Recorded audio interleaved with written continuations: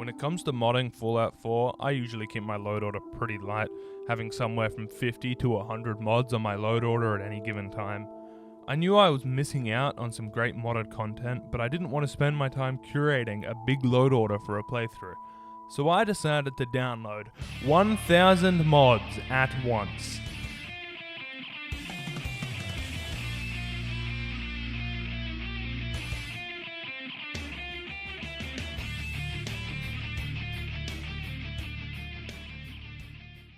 Before we ask if it's possible to beat Fallout 4 with 1,000 mods, we do have to ask if it's possible to play Fallout 4 with 1,000 mods. The answer is yes, but it took a week to get the game to work. I just about had a conniption every time the game crashed on startup, but we did get there in the end. With the game working, it was time to create a beautiful tapestry of misery who I named Greasy Gary. With Gary ready to go, I picked some random options using an alternate start mod and woke up in the nicest house in Goodneighbor. Before leaving for the wasteland to somehow start the main quest, I watched Hancock prank the life out of Finn, and then my game crashed trying to leave Goodneighbor. And then it crashed again. Before too long, I realized starting the game in Goodneighbor had in fact softlocked Greasy Gary, before his life had truly begun. After that fiasco, it was time to create a beautiful tapestry of misery, who I named Bountiful Bob. I didn't put much thought into Bob's creation, outside of making him beautiful, because I half expected to have a repeat of the Greasy Gary situation. This was not the case.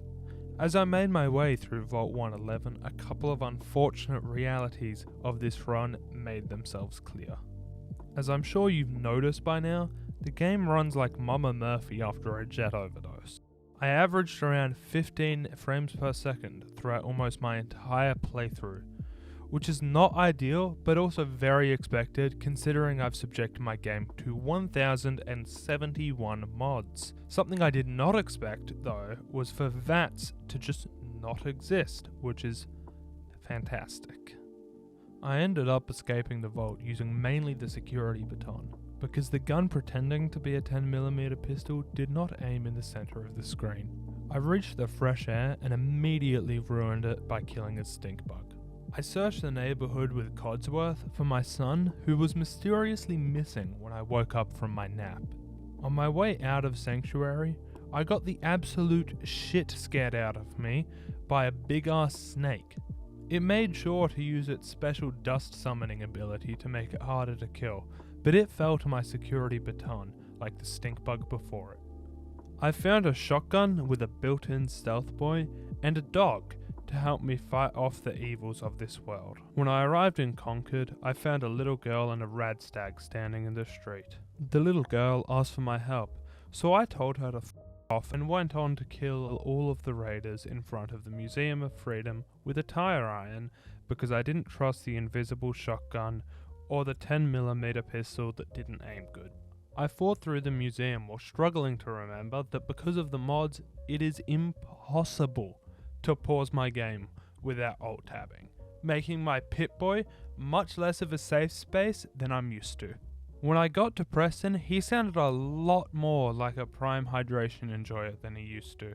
Preston Garber, Commonwealth Minutemen. Sturgis sent me up to the roof to fetch some power armor. The game kept insisting that I needed power armor training, but I kept going into the power armor anyway. The game respected me for my perseverance and let me stay in the power armor without training. Now that I have the armor and the minigun, I cleared out the raiders with some help from my close personal friend Macho Man Randy Savage. Unfortunately for everyone involved, Randy got a little rowdy, so I had to put him down. Preston and Mummy Murphy thanked me for my help and I departed for Diamond City. There was a train station in town, so I went inside to see if it could help me get to Diamond City. All I found down there was a face full of lead, so I decided to just walk to Diamond City, like a normal person. I realized pretty quickly that it is actually dark at night, and leaving my flashlight on for too long kinda gives me rads. So I found a man called Peter, stole his bed and took a nap so that I wouldn't have to go to Diamond City in the dark. I killed Wolfgang because his gun was broken, so it was as easy as shooting someone with a broken gun. By looting a car, I found out that the one level of lockpick that I took sometime earlier allows me to lockpick anything, which will come in handy pretty soon. My game started stuttering like crazy when I entered Boston. I tried to help Diamond City security fight by using my special running away attack, but they showed their appreciation by crashing my game. I ran past the super mutants even faster the next time to make sure that my game didn't crash. Then I talked to Piper before being allowed into Diamond City. Now that I'm in town, it's time to go to the detective agency to find some help in locating my missing baby. But the detective man was missing, so I have to head over to Park Street Station to find him. On my way out of Diamond City, I made sure to buy a PPSH from Arturo and then shot a cat for looking at me funny. I started running for Park Street Station, but my game crashed. As I more cautiously made my way towards Park Street Station, my game crashed every single time I walked into the Boston Common, which is an issue because Park Street Station is inside of the Boston Common. So I had to go all the way around to the side furthest from Diamond City and enter from there to avoid my game crashing. When I eventually made it to Park Street Station, the game crashed every single time I tried to go towards the door. So the answer to the question, can you beat Fallout 4 with 1000 mods, is unfortunately no. Or at least not with my load order. But for the sake of the run, I did just walk through the wall to get past the weird crashing area and continued on to Park Street Station. As I fought my way through Park Street Station and towards Vault 114, I figured a couple things out about combat in this run. Most enemies, and also Bountiful Bob, take significant bleeding damage for an inconsistent amount of time whenever they're shot. On top of that, whenever my player character is in pain, my screen blurs and I am given various other debuffs depending on what injuries I have received and how high my pain level is. Having to go through my Pip-Boy to find the right medicine for whatever injuries I have at any given time was a massive pain in the ass throughout my entire playthrough. When I got to Dino, I killed him a lot quicker than I'm used to because of the previously mentioned bleeding and the power of headshots. With Dino out of the way, I recruited Nick to help me on my quest to escape Park Street Station and save that little bastard I call my son. When it came to confronting Skinny Malone, I found that his big fat footsteps were no match for my pistol that doesn't aim good. With him dealt with, I headed back to Diamond City to meet up with Nick and discuss my missing child. I told Nick that the man who kidnapped my son looked a lot like Kellogg, and using his master detective skills, he deduced that it was probably Kellogg that kidnapped my son. I used my 1 rank in the lockpicking perk to break into Kellogg's house and find some smelly things for Dogmeat to smell to help me find Kellogg. I ended up deciding pretty quickly that Dogmeat couldn't smell things fast enough and went on the journey to Fort Hagen without him. While on my journey, I made sure to admire the skybox, befriend a Brahmin, and spend 10 minutes struggling to run away from bees because of a horribly timed quick save. Once I was inside the fort, a lot of the synths went down pretty easy because of a lair straight out of Old World Blues that I found as soon as I arrived. That being said, some piece of shit mod has unfortunately made it so that enemies barely drop any ammo, so I did have to make use of some less reliable weapons as well. Right before I went in to fight Kellogg, I found an absolutely busted gun and a weird radiation suit alternative. The actual fight with Kellogg was really easy because of the absolute insanity that is the advanced automatic no heroics. With Kellogg dead, I pickpocketed a piece of his brain and watched the Brotherhood of Steel arrive in the Commonwealth. Now the next step in this playthrough, as I'm sure many of you are aware, is to head to Goodneighbor to go swimming in Kellogg's brain for information on the Institute. Now, unfortunately, due to the absolute state of the game, it took me 5 fucking hours to get to Goodneighbor. Almost every route to that shithole had a dead end of crashes at the end of it. Nearly half of the 64 crashes that I experienced during this playthrough took place on this trip to Goodneighbor. Now, you might think that's bad, but that's not even the best bit. I spent 5 hours of my life trying to get into Goodneighbor, and when I did finally make it into Goodneighbor, I look to my other monitor and see I was not recording the game. I had forgotten to press record in OBS. I did not get footage of me entering to Good Neighbor.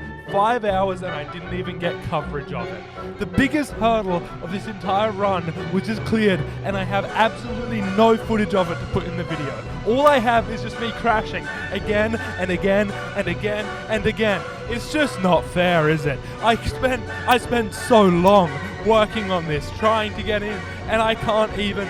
There's no evidence. For all you know, I fucking cheated because I didn't press record. I don't think you understand how frustrating it is to spend 5 hours trying to walk down the fucking street just for your game to crash and crash and crash. And when you finally get where you're going, it's like it never happened.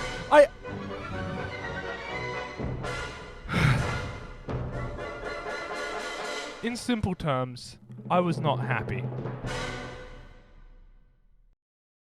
Well, I'm inside of Good Neighbor now, so I made sure to spend the minimum amount of time possible swimming around in Kellogg's brain to find the information on the Institute that I needed. It turns out that the Institute uses teleportation to travel, so I've got to travel to the sweaty armpit of the Commonwealth and talk to Virgil. To make it through the glowing sea, I put on the weird radiation suit that I found before dealing with Kellogg and made it through without anything out of the ordinary taking place. When I got to Virgil's cave, I made sure to sneak past my close personal friend, Macho Man Randy Savage, so that I wouldn't have to put him down again.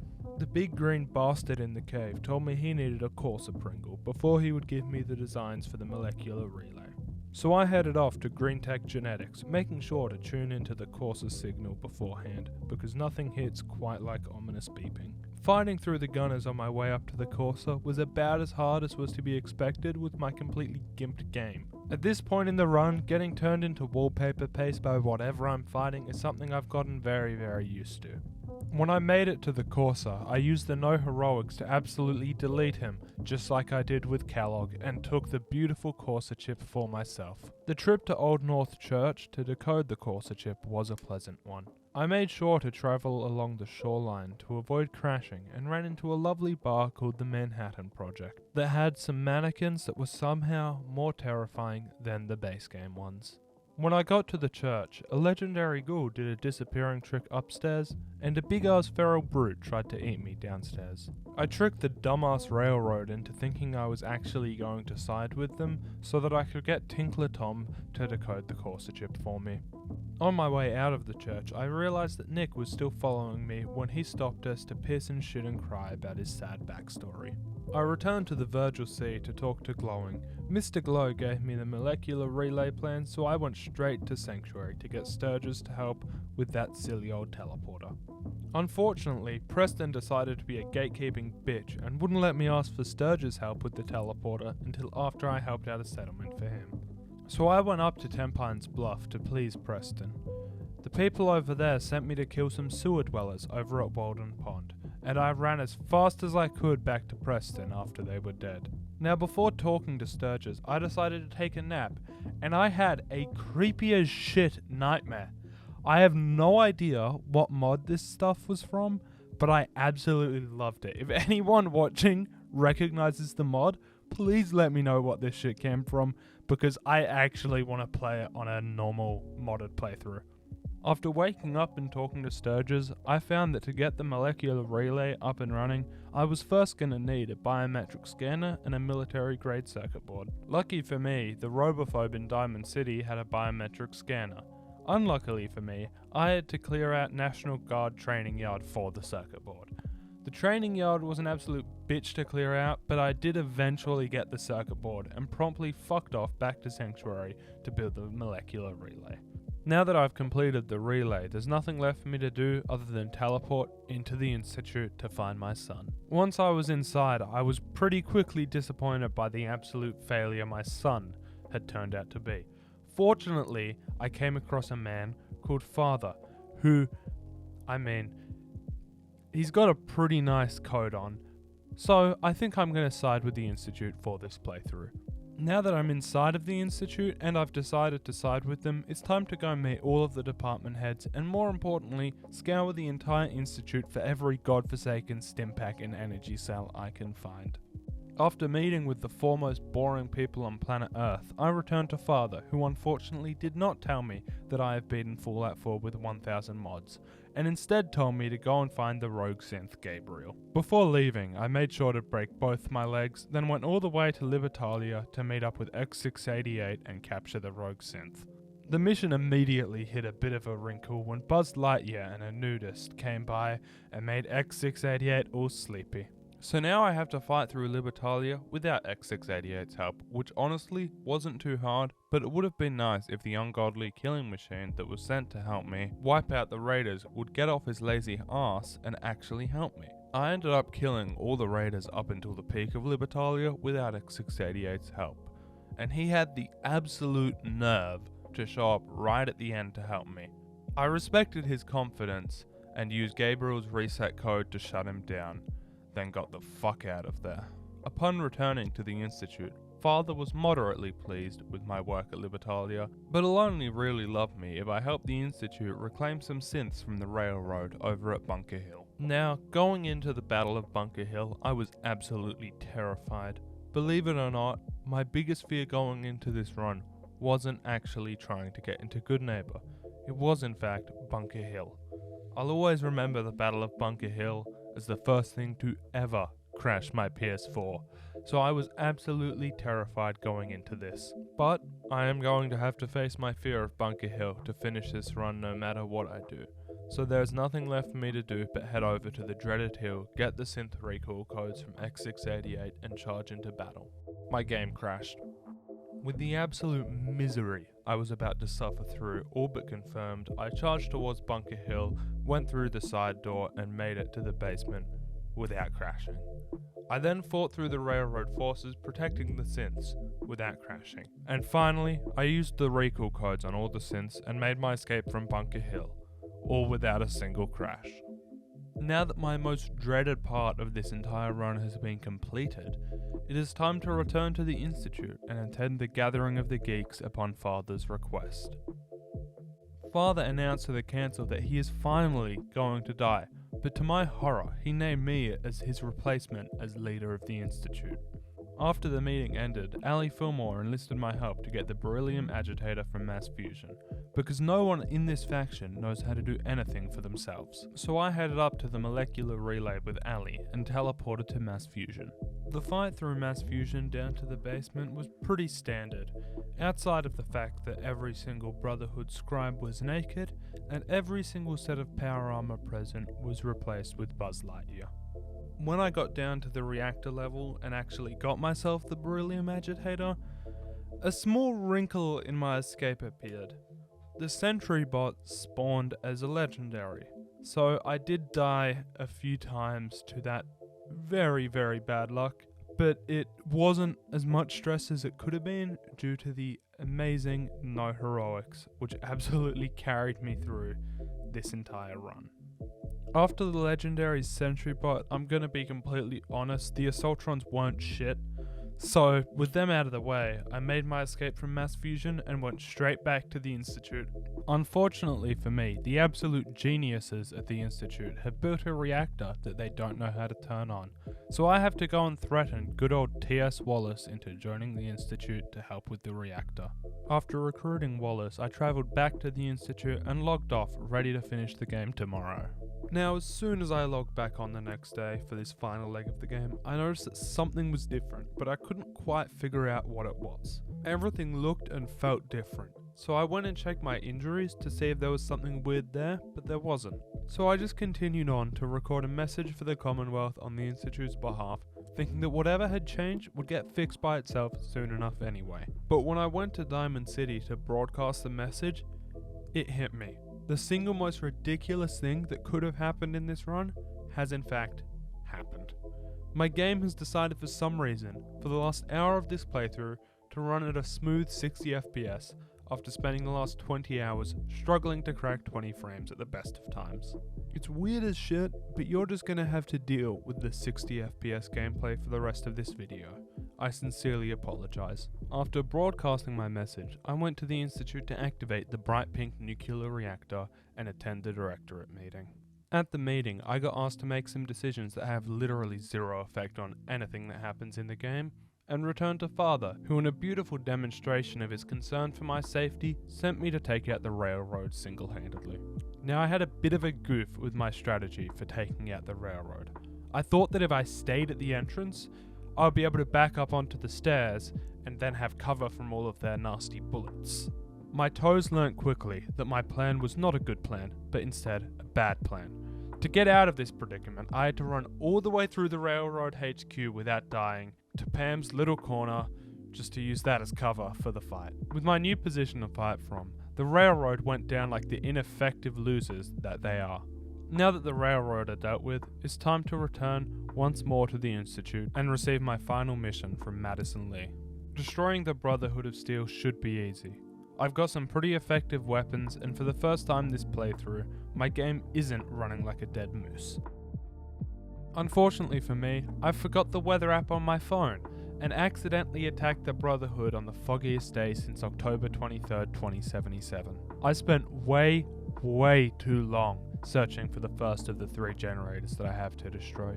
The fog had me so confused looking for a staircase, it was actually just ridiculous. I did eventually find the staircase and quickly took out the nudists and children's toys defending the generator. With the guards out of the way, I took out the generator, allowing a wave of synth reinforcements to come to my aid, making the task of the next 2 generators easier than killing that cat 16 minutes ago. Having an army of synths backing me up, it was time to take the fight to Liberty Prime. I charged into battle, running up the stairs to Liberty Prime's core, doing a participation trophy worthy job, taking out Proctor Ingram, and waiting for a synth to upload a virus to Liberty Prime. The fog faded out just in time to see a Liberty Prime turn and fire on the Pridwin. I used my gamer skills to automatically teleport out of range of the fireball and looked on as the Brotherhood of Steel's presence in the Commonwealth was erased. Returning to Father, I watched him die like the absolute bozo he always was, and just like that, I beat Fallout 4 with 1000 mods. Unless you include that little shenanigan at Park Street Station, but I mean. Thank you so much for watching this video. Make sure to like the video if you liked it, and to subscribe if you want more of it. Goodbye.